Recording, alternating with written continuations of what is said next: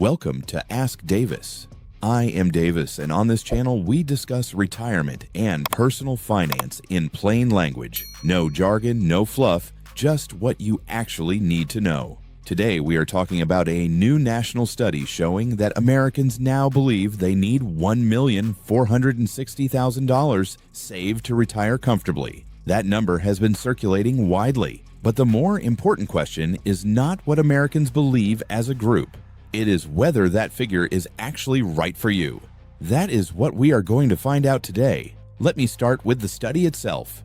Northwestern Mutual released its 2025 Planning and Progress Study, which surveyed more than 4,000 American adults across every age group and income level. The central finding: the average American now says they need $1,460,000 to retire comfortably. That is up from $1,270,000 in 2023, an increase of roughly $190,000 in just 2 years. Why is the number rising so quickly? Because the people being surveyed are paying attention. Inflation, rising healthcare costs, and a longer average life expectancy have all pushed this figure higher. A 65-year-old American today has a statistically significant probability of living into their mid to late 80s. That means a retirement portfolio needs to sustain spending for 20 to 25 years or longer. When you sit with that reality honestly, a target in the range of $1,460,000 begins to make mathematical sense. But here is where the study becomes genuinely troubling. The same data shows that the median retirement savings for Americans across all working age groups sits at approximately $88,000. Not $1,460,000. $88,000. That is a gap of nearly $1,372,000 between what Americans say they need and what the average person has actually saved. Among workers in their early 50s, people who may be 10 to 12 years from retirement, the median figures are still dramatically below any responsible planning threshold. Now, I am not telling you this to alarm you. I am telling you this because understanding the gap is the first step to doing something about it. And the first productive thing you can do is stop thinking about the national average and start thinking about your specific situation. Because $1,460,000 is not the right number for everyone.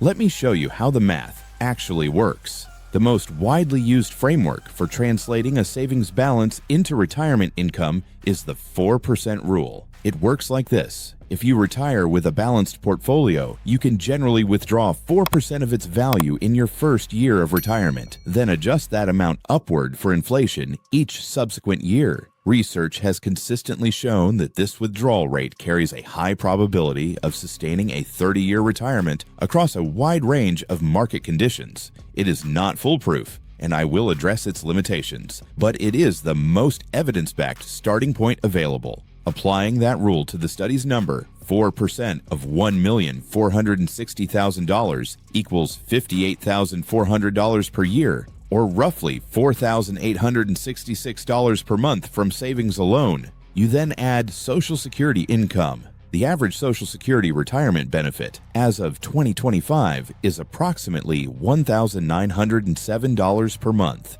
which comes to about $22,884 per year. Add those two streams together, and a retiree with $1,460,000 saved plus average Social Security benefits would have access to approximately $81,284 per year in total retirement income. For many Americans living in moderate-cost states, that is a comfortable retirement. For someone living in a high-cost metropolitan area, it may fall short. This is exactly why treating one national number as a universal target is a mistake. I want to pause here for a moment. If you are in your late 50s or early 60s and the gap between where your savings stand today and where they need to be is beginning to feel real and possibly urgent, I put together something called the 90-Day Protocol, Retire at 62 Without Regret. It is a step-by-step system built specifically for people in your situation, people who understand the stakes and want a concrete plan they can act on now,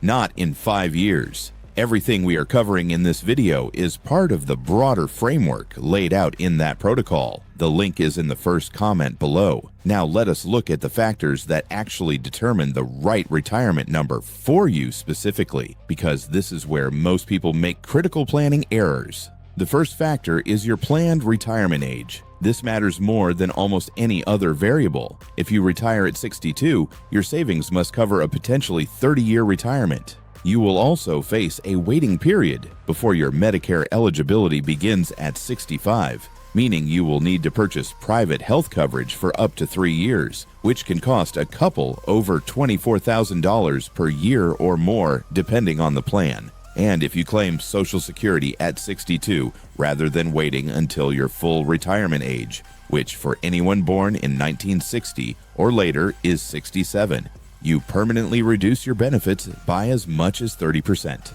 That reduced benefit follows you for the rest of your life, and it follows any spousal benefit your partner may be entitled to as well. Someone retiring at 62 may need substantially more than $1,460,000 compared to someone retiring at 67, simply because of the compounding effect of these variables. The second factor is your actual spending.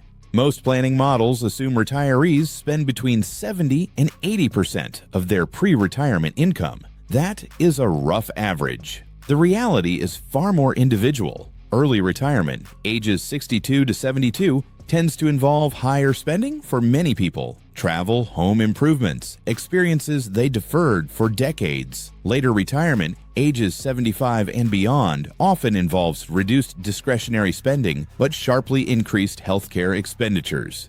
You need to model your own spending curve, not a national estimate. The third factor is healthcare. This is the single most underestimated cost in American retirement planning. Fidelity's annual analysis estimates that a couple retiring at 65 today can expect to spend approximately $315,000 on healthcare over the course of retirement. That figure covers Medicare Part B and Part D premiums, supplemental coverage, either a Medigap plan or Medicare Advantage, and estimated out-of-pocket costs. It does not fully account for long-term care, which can reach $5,000 or more per month for assisted living or nursing home services. Healthcare cost must be treated as a separate and significant line item in any serious retirement plan, not folded into a general expense category. The fourth factor is your state of residence. Several states impose no income tax on retirement income, or no income tax at all, including Florida, Texas, Nevada, Tennessee, and Wyoming, among others. A retiree drawing $70,000 per year from a traditional individual retirement account, or IRA, in one of these states retains a significantly larger share of that income than someone in a state with high marginal tax rates on retirement distributions. If you are planning a geographic move in retirement, the tax implications alone can meaningfully change how much you need to save. The fifth factor is sequence of returns risk. Sequence of returns risk, sometimes called sequence risk, refers to the danger of experiencing poor investment returns early in retirement while simultaneously drawing down your portfolio. If a significant market decline occurs in the first 2 to 4 years of your retirement, and you are withdrawing 4% or more per year to cover living expenses, the combination can permanently impair your portfolio in ways that are very difficult to recover from, even if markets eventually rebound. This is one of the most compelling arguments for maintaining a cash reserve of 1 to 2 years of living expenses at the start of retirement, held outside of your investment accounts, so that you are not forced to sell equities at depressed prices during a downturn. Now, let me give you the practical steps to work with all of this. Step 1. Build your personal spending estimate. Do not rely on a percentage of your current income. Start from your actual budget, or build one specifically for retirement, accounting for where you plan to live, whether you will still carry a mortgage, your estimated travel spending, and a realistic line for health care. Step 2. Run your Social Security claiming analysis before you claim. If you are between 55 and 63, you have a legitimate decision window. Delaying Social Security from age 62 to age 70 increases your monthly benefit by approximately 77%. For many people in good health, with a reasonable life expectancy, this delay produces a higher lifetime payout than claiming early. and it dramatically reduces your dependence on portfolio withdrawals in your early retirement years. Step 3. Stress test your portfolio against poor early returns. Do not evaluate your retirement readiness by checking your balance on a good market day. Use the planning tools available through Vanguard, Fidelity, or T. Rowe Price, all of which allow you to model withdrawal scenarios under adverse market conditions at no cost. Knowing how your portfolio performs in a stress scenario is more valuable than knowing its current peak value. Step 4. Separate healthcare into its own budget category. Assign a specific annual dollar amount to healthcare, broken down by Medicare premiums, supplemental coverage, and an out-of-pocket reserve. Do not estimate. Call your state's Medicare counseling office. Most states offer free SHIP counseling, which stands for State Health Insurance Assistance Program, and get a real cost estimate based on your specific situation. Step 5. Take full advantage of the contribution limits available to you right now. In 2025, anyone age 50 or older can contribute up to $30,500 annually to a 401k. That is the standard limit of $23,500 plus a $7,000 catch-up contribution. If you are between ages 60 and 63, the Secure 2.0H Act passed in 2022 allows an even larger super catch-up contribution of up to $11,250 above the standard limit. These are among the most powerful wealth-building tools available to anyone in the final decade before retirement, and most people in that window are not using them to their full potential. Here is the bottom line. $1,460,000 is not the right retirement number for every American. It is a survey result, an average drawn from a broad national sample, and it reflects a general anxiety about retirement security at a particular moment in economic history. As a conversation starter, it is useful.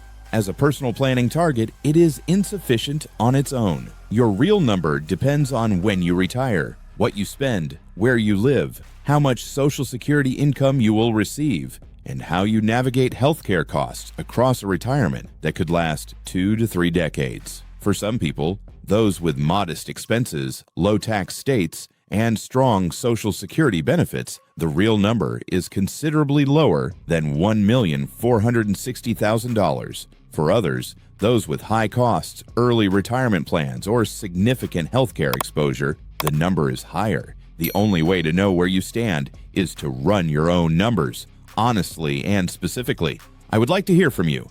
Leave a comment below. How are you thinking about your own retirement target? And does the $1,460,000 figure feel too high, too low, or about right for your situation? I read the comments, and your perspective genuinely helps shape future content on this channel. If this was useful, please subscribe and leave a like. It helps the channel, and it means more content like this one. This is Davis. I will see you in the next one.